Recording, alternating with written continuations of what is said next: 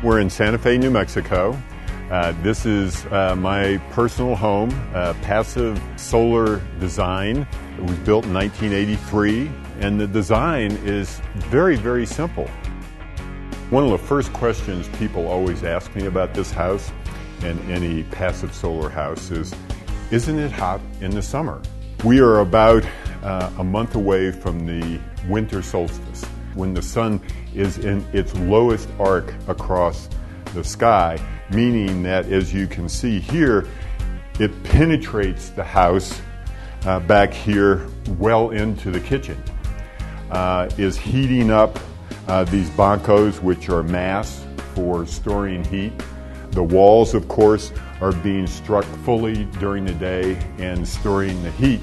Whereas in the summer, on June 21st, when the sun has its highest arc across the sky, will in fact rise to our east there and come across at noon, will be directly over the house, and the sun will be hitting about here on June 21st. So there's no heat coming into the house. It may be 90 degrees outside, but because there's no sun coming into the house, as there clearly is right now when you want it, there's not any problem.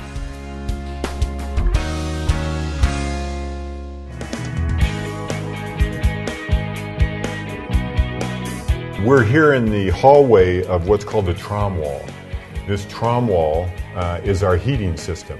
I've got my hand on it right now. It is incredibly warm. You can see the sun hitting it. It is solid concrete, poured concrete block. So it's solid concrete mass and thick, and is absorbing, as we speak, the heat from the sun with all of this glazing or glass permitting the sun to hit it. As the sun sets in the evening in the west, it's still heating up these walls, which will then release the heat at night to keep the house warm. One of the reasons I like living in a passive solar house is because in traditional houses, particularly in this climate, beginning in October, you essentially turn on your gas furnace and you have it on until May.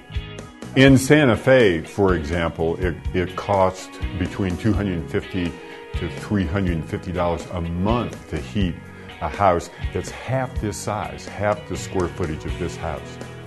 In this house, being passive solar, we have no other heat source except for the sun, and 3 different fireplaces which act as a backup. Normally, if we have 3 completely cloudy days, we will then need to start adding backup heat. Enough heat is stored normally from the sun in the mass of this house to heat it for 3 days during cloudy weather. So I'm paying no utility bills for heating.